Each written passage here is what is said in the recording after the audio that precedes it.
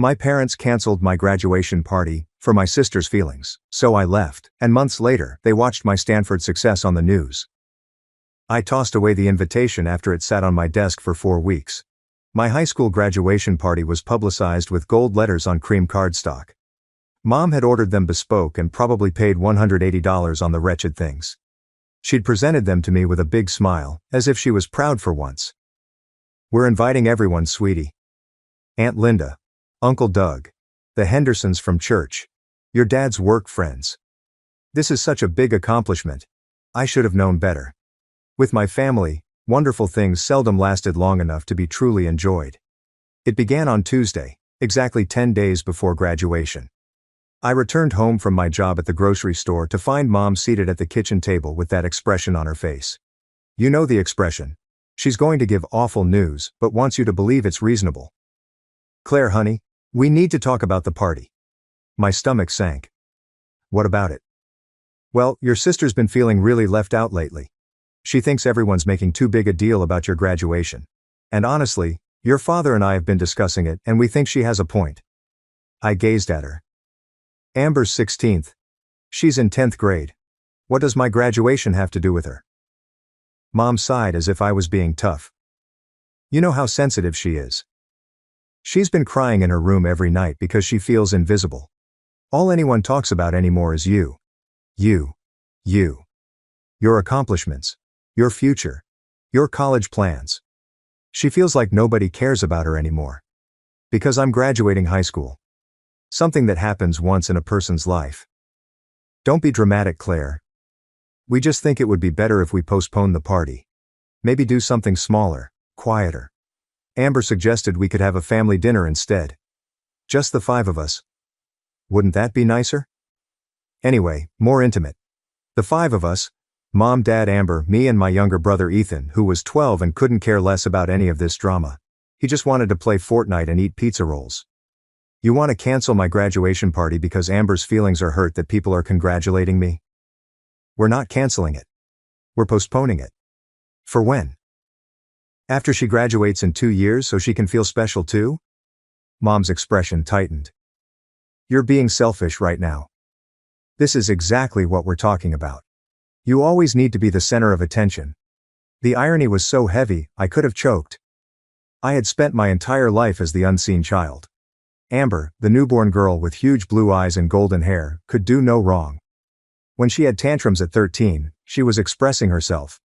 When I got upset at 13, I was being difficult and needed to improve my emotional management.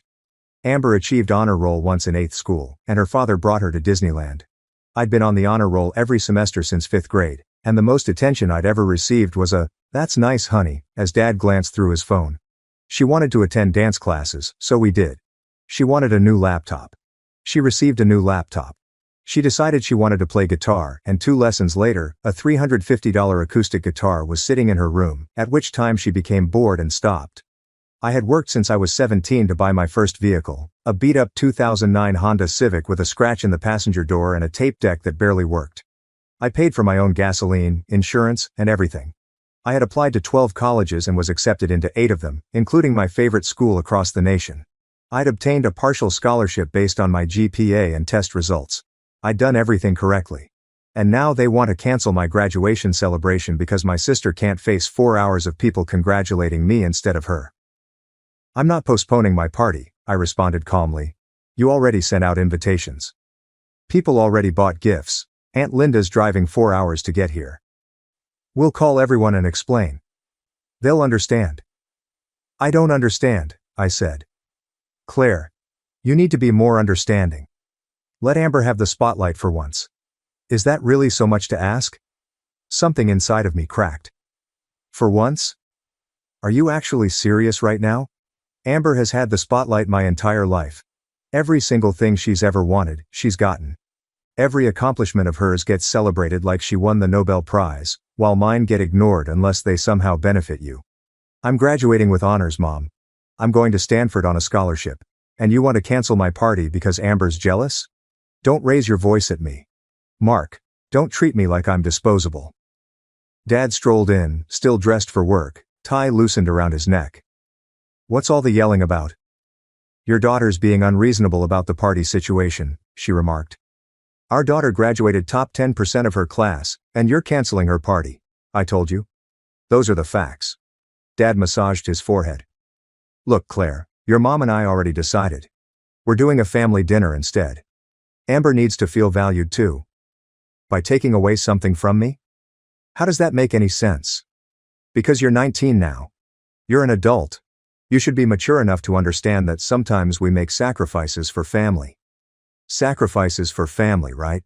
Like how you sacrificed my entire childhood to make sure Amber felt special every second of every day. Fine, I heard myself saying. Cancel the party. Mom genuinely grinned. Thank you, sweetheart. I knew you'd understand once we explained it properly. I'm going upstairs. I strolled to my room on autopilot, closing and locking the door. Then I took out my phone and accessed the banking app. I'd been saving money since I was 17. Every grocery store job, every birthday present from my grandparents, and every dollar I could scrounge together. I told my parents I was saving for college, which was partly true. But, in reality, I was saving for my independence. The balance showed $9,105.45. It wasn't a fortune, but it was mine. Money they couldn't touch, seize, or use to control me. I grabbed my laptop and started browsing for flats near Stanford. Move-in wasn't until August, but many properties offered summer leases. I could work full-time throughout the summer, save more money and get comfortable before school starts. My phone vibrated with a text from Aunt Linda. I'm so excited for your party next week. I'm delivering your graduation present early so you may spend it on college shopping. I am so proud of you, honey. My eyes stung. I blinked hard and replied back. Actually, the party is canceled. Things related to the family.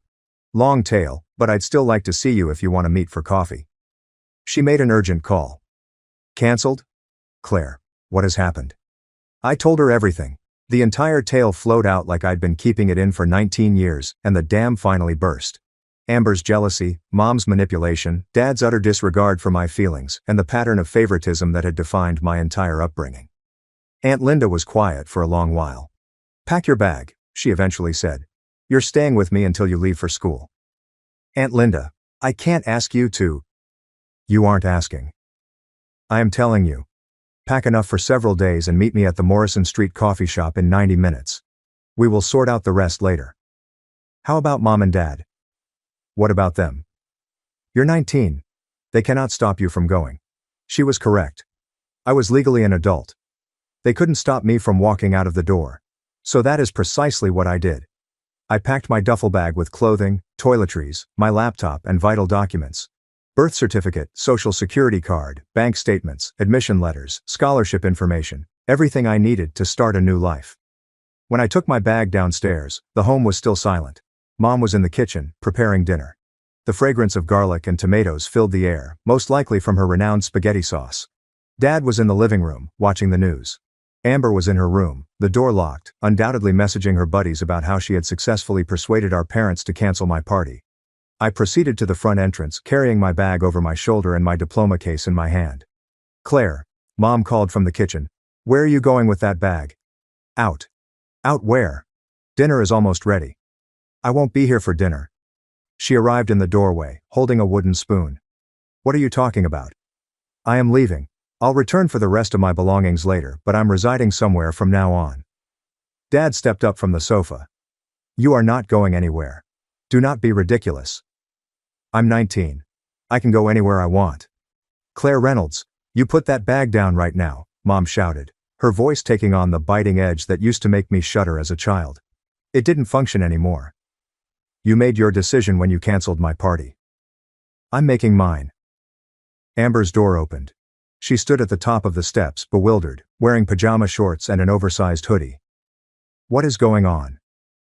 Dad remarked. Your sister is throwing a tantrum. I am not hurling anything. I'm just finished. I'm done being the backup child. I am done being throwaway. Stop pretending this is a normal family where members care about each other rather than just manipulating each other to feel better about themselves. How dare you, Mom whispered. After everything we've done for you. Like what? Can I cancel my graduation party? Wait, I should be grateful for that, right? Because it taught me how to be kind and unselfish. So, congrats, Mom. I've learnt my lesson. I understand completely now. I opened the front door. If you walk out that door, don't bother coming back, my dad advised. I gazed at him for a long time. His face was flushed, his jaw clenched, his hands at his sides, as if he were the offended person and I was the crazy one. Okay, I said calmly, and walked away. Mom began shrieking something about respect and thanks. Amber began weeping. Dad yelled that I'd regret it. I hopped into my Honda Civic, tossed my suitcase into the passenger seat, and drove away. My hands were trembling so violently that I had to stop twice before reaching the coffee shop. But I made it. Aunt Linda was already present, seated at a corner table with 2 cups of coffee and a furious resolve on her face. "You did the right thing," she exclaimed the moment I sat down. I broke into tears. She let me cry for about 10 minutes before handing tissues across the table and squeezing my hand. "Your mother called me 14 times in the last hour," she told me. I did not respond. "She is probably furious. She's probably panicking since you called her bluff. Your entire life, they've taught you to back down. To shrink yourself so Amber can feel bigger. They never expected you to speak up for yourself. What if I've made a tremendous mistake? Did you?" I truly thought about it. Approximately 19 years of being second best, second choice, and second priority. Almost every success I had made went ignored, yet Amber's lackluster efforts were lauded. About how little they made me feel simply by being in their company. "No," I said finally. "I don't think I did." Aunt Linda grinned.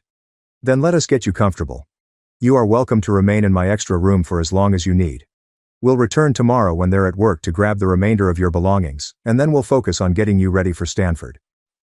That night, while resting in Linda's guest room, my phone burst with texts. "Mom. You're tearing the family apart. Dad. This is what we get for raising ungrateful children. Amber.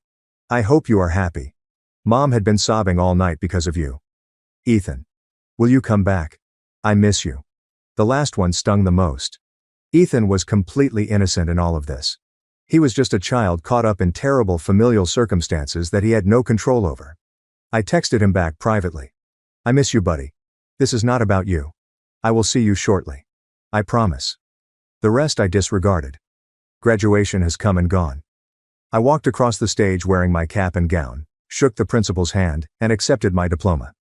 Aunt Linda was in the crowd and cheered louder than any of the parents. Following that, I received congratulations from a couple of my friends' families. It should have seemed incomplete without my parents around, but instead, it felt liberating. My own relatives did not come up, including Ethan. I subsequently discovered that Amber had planned a dental appointment for that particular time period, and requested that the entire family accompany her for emotional support since she was scared of having her teeth cleaned. Mom and Dad genuinely agreed with it. Summer went by quickly. I worked full-time at a nearby bookshop, saved more money, and spent my spare time with Aunt Linda. She helped me purchase for dorm supplies, showed me how to budget, and provided me college advice that my parents never cared to impart. The bookstore work became somewhat of a haven for me. My boss, Diane, a retired English professor, became interested in my narrative. She never pried, yet she listened when I needed to speak. She offered books on family dynamics and personal development, sliding them into my employee discount pile with a knowing smile. "You remind me of my daughter," she said to me during a sluggish afternoon shift. She had to leave home young too. Sometimes the bravest thing you can do is admit when remaining will ruin you. I spent my lunch breaks in the psychology department, reading all I could on narcissistic family structures, golden child and scapegoat dynamics, and the long-term consequences of emotional neglect. Every page read as if someone had written my biography. The affirmation was both reassuring and upsetting. Aunt Linda saw me lugging the books home. We began having lengthier discussions on family dynamics and generational trauma. She told me things about my mother growing up that I had never heard before. Mom had apparently played favorites before. Aunt Linda had always been forgotten, while my mother received all of the attention and admiration from their parents. The cycle just resumed with the following generation. "Your grandmother used to throw elaborate birthday parties for your mom every year," Aunt Linda told me one evening as we were putting together a bookcase for my dorm. "Professional decorations, catered food, ponies, the whole 9 yards. My birthdays involved sheet cake and a few relatives in the garden. When I inquired why, my mother said that your mother needed it more since she was sensitive." That sounds familiar. "I left for college and barely looked back," she explained. "I worked 3 jobs to pay for school since they refused to help with tuition. They said they had already spent a lot of money on your mother. when I graduated with honors, they did not attend the ceremony. Your mother had a salon appointment that day. I gazed at her. I had no idea. Your mom never learned how to share the spotlight, Aunt Linda remarked, tightening a screw on the bookcase. So, when she had children, she unintentionally repeated the same dynamic. Amber became her, and you became me. It's not fair, and it's not your fault. But this is what occurred. Do you think she will ever comprehend what she has done? Aunt Linda shrugged. Some people never do. They're too caught up in their own story to recognize the harm they're making. I made peace with that many years ago. My mother died still feeling she had been fair to both of us. Your mother will probably do the same. The weight of that understanding descended on me. This trend may never break. My mother might never wake up one day and realize what she has done to me. I may be waiting for an apology that never comes. Hoping for an acknowledgement that never arrives. How did you stop getting angry? I asked. Who says I've stopped? Aunt Linda smiled sadly. I just learned to live a decent life so that my anger didn't matter anymore. That's all you can do. Make your life so rich and significant that those who harm you become footnotes rather than the main story. In August, I relocated to California. Stanford was all I imagined it would be, and more. The campus was beautiful, my classes were difficult in the greatest manner possible, and for the first time in my life, I felt like I belonged. I was able to make friends effortlessly. Sophie, my roommate, was a computer science major from Seattle with a wicked sense of humor and a coffee addiction to equal mine. We sat up late talking about everything and nothing, and she never made me feel like I was doing too much or not enough.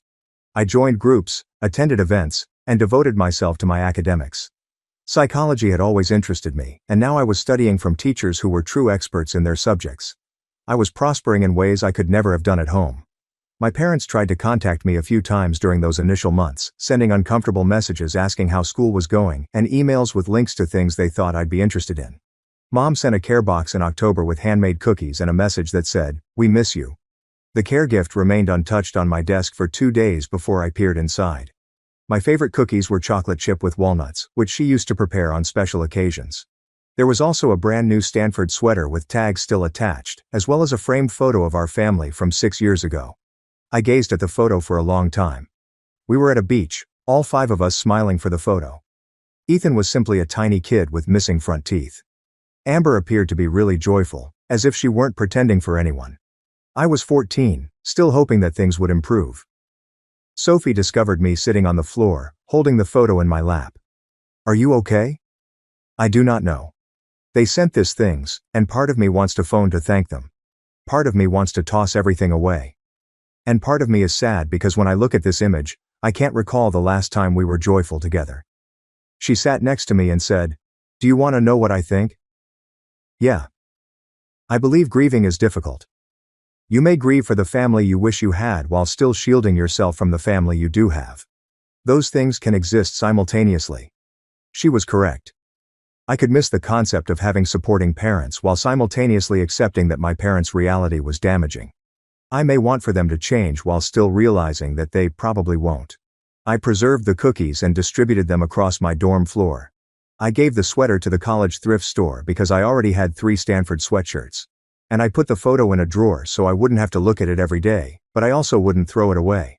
But they never apologized or recognized their actions. Never said that canceling my graduation party was wrong, or that their treatment of me throughout my childhood was unjust. So I kept my distance, responding politely but briefly, providing surface-level updates and making no genuine emotional commitment.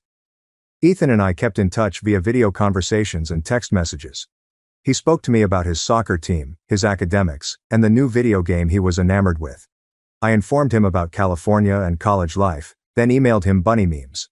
He inquired when I'd be home, and I kept responding soon, even though we both knew it was a lie. The reality was, I had no intention of returning. The house had never seemed like home. Anyway, the major breakthrough happened 7 months into my freshman year. I'd applied for a competitive research post in the psychology department, which is normally reserved for upperclassmen. It was a long shot, but my academic advisor urged me to attempt. I received it. Not only did I receive the job, but the professor was particularly pleased by my application essay and my views on early family dynamics and their long-term psychological consequences. Personal experience appears to have had some value in academia. The research post included a stipend, not much, but enough to pay books and some living expenses. More significantly, it conveyed prestige. Getting this job as a freshman was almost unheard of, and it looked great on a resume. I was working in a genuine psychology lab, doing serious research for a paper that would eventually be published in an academic publication. My name would appear on that publication. At the age of 20, I was already accumulating qualifications that would prepare me for graduate school and other opportunities. I made a modest message on social media, including a photo of myself in the lab wearing a visiting ID and clutching a clipboard. I'm excited to begin my research post in developmental psychology. Dreams really come true. The response was astounding. Friends from high school applauded me. Professors from my department offered encouraging comments. Even folks I hardly knew sent encouraging words.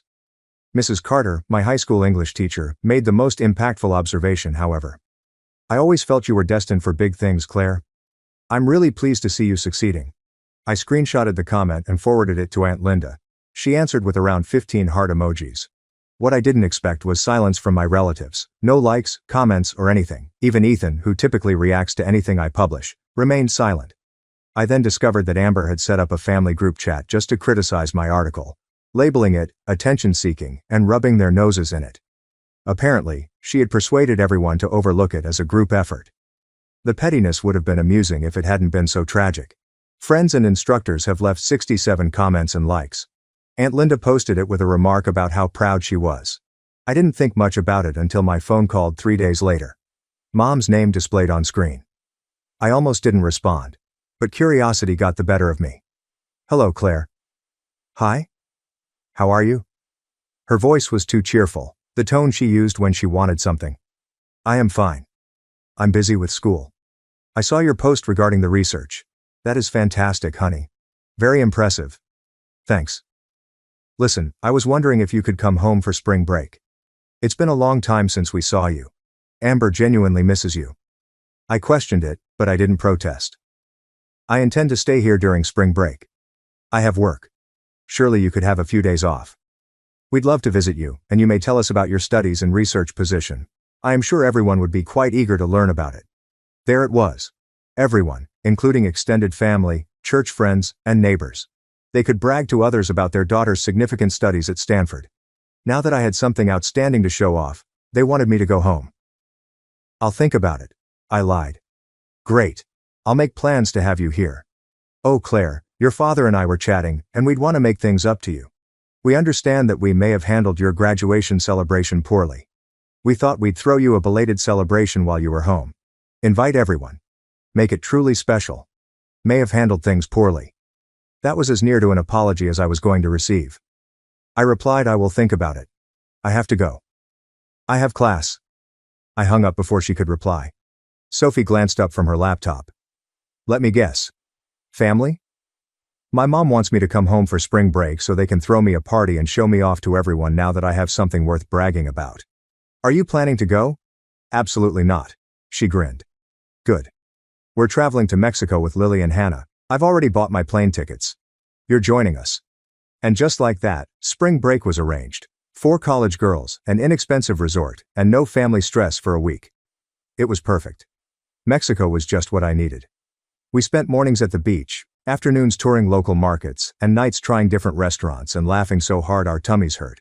Lily taught us basic Spanish phrases, most of which we botched horribly. Hannah pulled us to every photo opportunity she could find, creating a whole Instagram aesthetic around our vacation. On the 3rd night, we found up at a small tavern with live music. The band was performing renditions of American songs with a Latin touch, and their enthusiasm was contagious. We danced till our feet hurt, drank fruity cocktails that were much stronger than they tasted, and discussed our future goals. "I want to open my own practice someday," I told them, yelling above the music. "Help children who grew up like me. Make sure they understand it's not their fault." Sophie lifted a glass. "To Dr. Claire Reynolds, future therapist and destroyer of toxic family systems." We drank to that. To the futures we were creating for ourselves, to lives that belong to us alone. I shared photographs from Mexico on social media, featuring beach sunsets, fruity beverages, laughing with pals, and enjoying my best life without them. Mom left multiple voicemails inquiring why I didn't come home. Dad sent me a harsh text message suggesting I was being rude.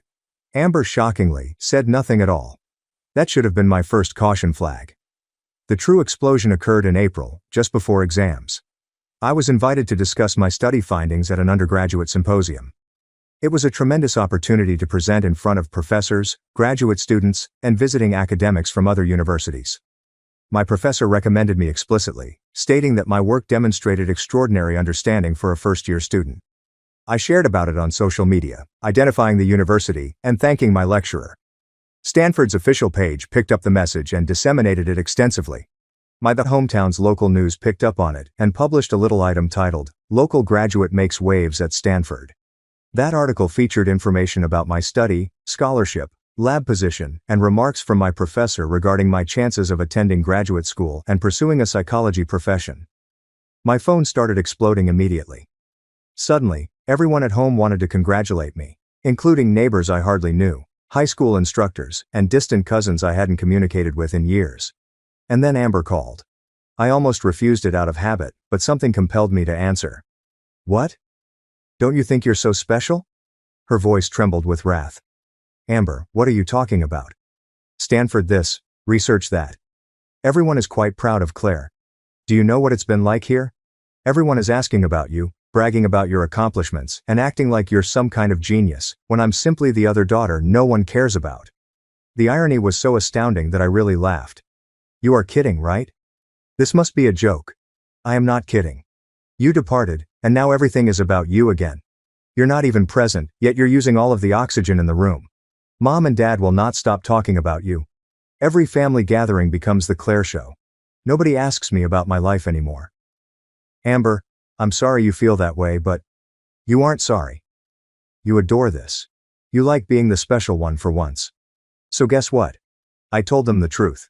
I told them how you abandoned your family for a foolish party, how you are selfish and ungrateful, and how all you care about is yourself. I told them everything. My stomach sank. "Exactly what did you tell them?" "The fact is that you picked a random party above your sister's sentiments, that you had a fit and ran away from home like a child, that Mom and Dad did everything they could to reach out to you, but you refused to forgive them for one minor error. I told Aunt Linda too. I phoned her and told her how you've been manipulating everyone with your sob tale." A cold had formed in my chest. "So, what did Aunt Linda say?" She paused. "She hung up on me. But that's because you've clearly poisoned her against the entire family. Or maybe it's because she knows you're lying." "I am not lying. You abandoned us. I quit after 19 years of being treated as if I didn't matter. There is a difference." "Oh my God. You are so theatrical. We treated you well. Better than fine. We gave you everything."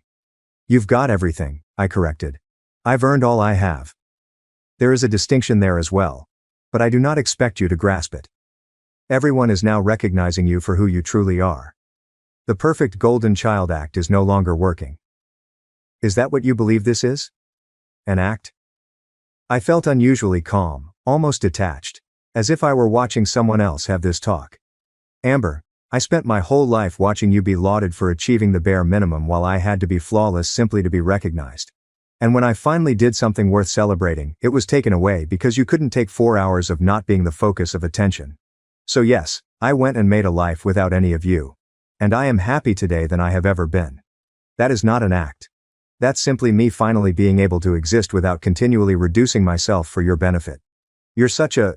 I am done with this talk. Do not call me again." I hung up and immediately called Aunt Linda. She answered the first ring. "I was about to call you," she explained. "Amber just lost her damn mind at me." "Did she call you?" "Oh honey. She did more than just make a call. She walked up at my house, yelling about how I had damaged her family by urging you to leave. My mother was with her." My blood became chilly. "Was Mom there?" "They ambushed me after my morning walk," Aunt Linda explained. "Started ranting about how I twisted you against them.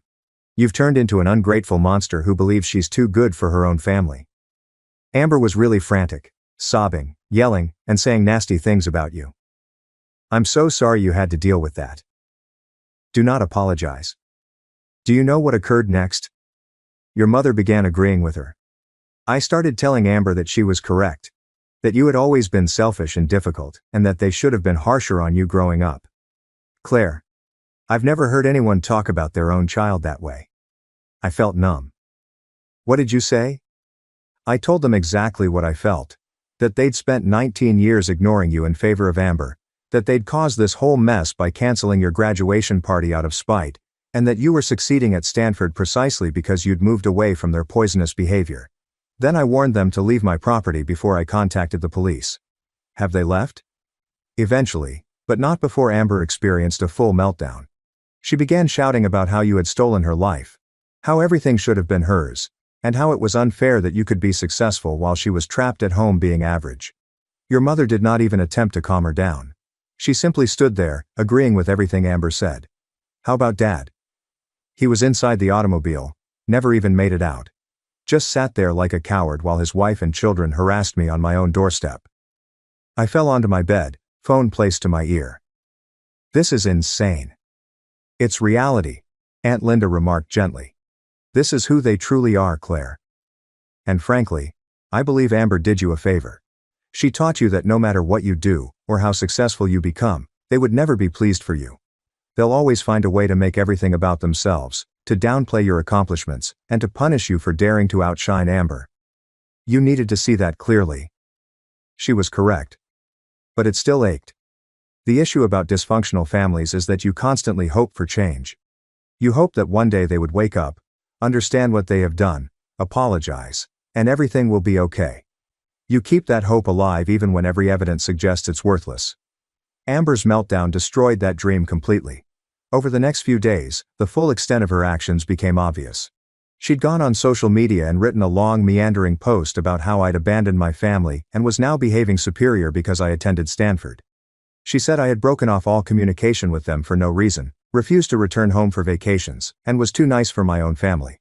Of course, she cleverly left out the part about my graduation party being cancelled, years of favoritism and abuse, and every piece of context that would explain why I made the decisions I did. The post gained momentum in our hometown.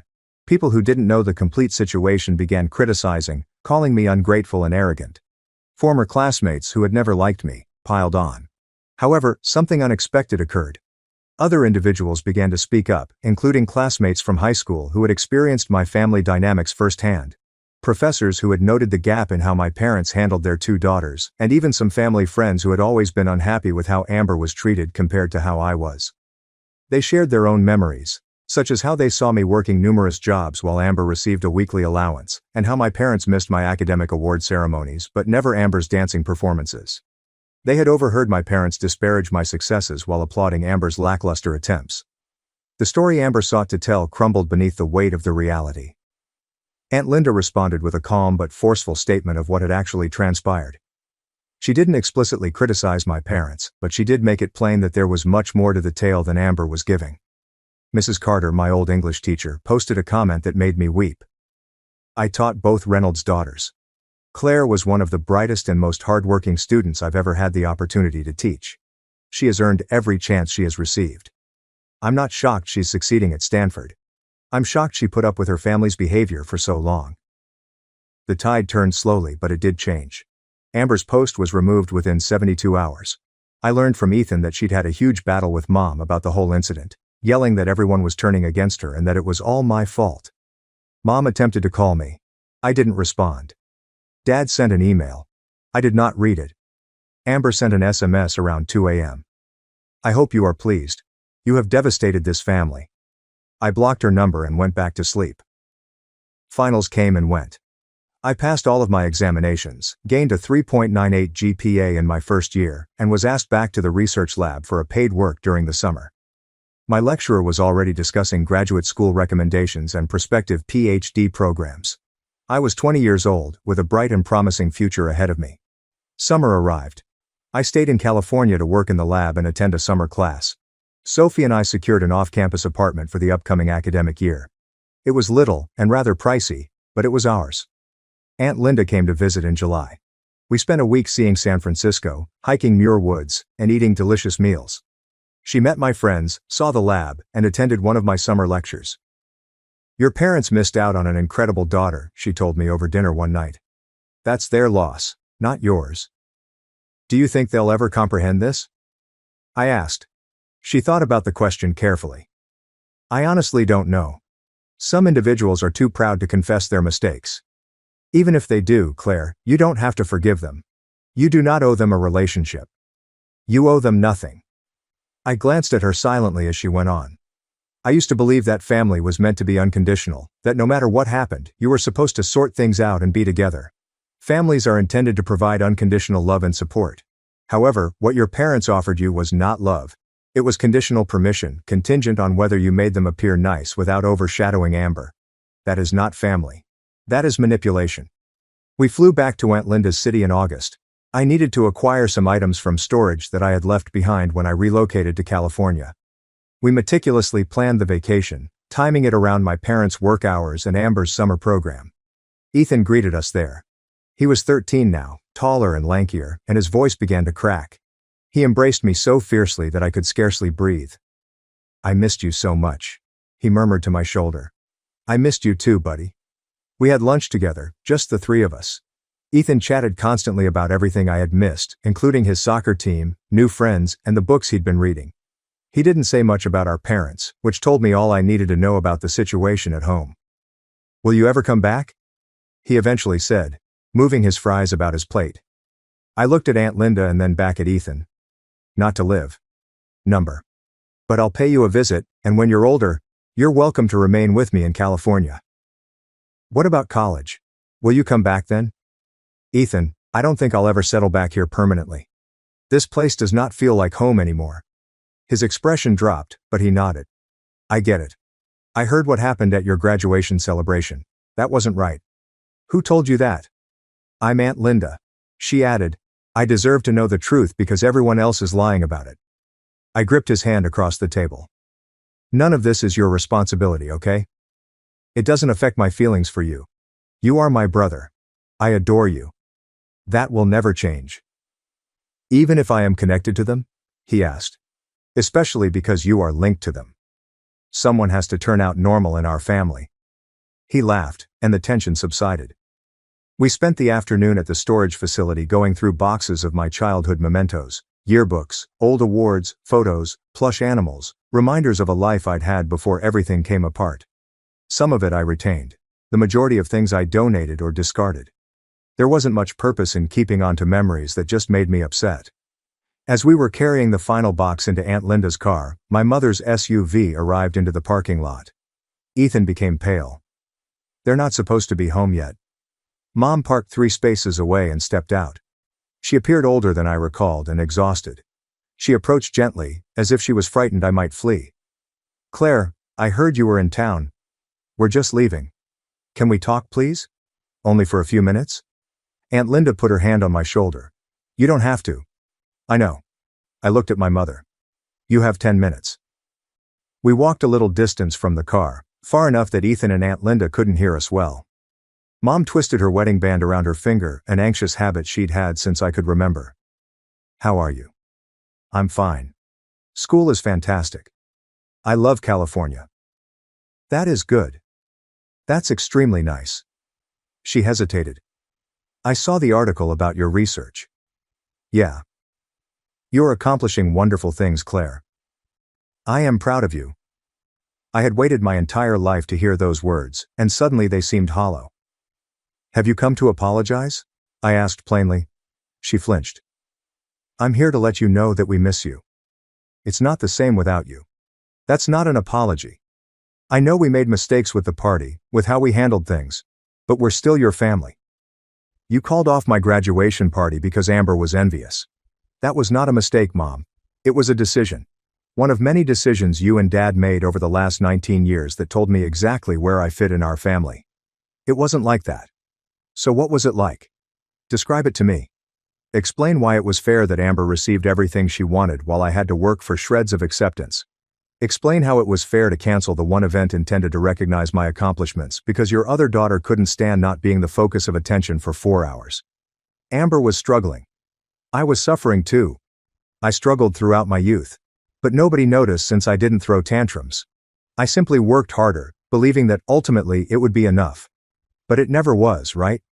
Because the issue was not that I wasn't talented enough. The trouble was that I was not Amber. Mom's eyes flooded with tears. I don't know what you want me to say. I want you to say you were wrong. I'd like you to admit that you treated me unfairly. I want you to accept true responsibility rather than simply claiming you made mistakes as if it were a simple misunderstanding. I did the best I could. Your best was not good enough. And I'm not going to continue pretending it was simply to make you feel better about yourself. She wiped her eyes.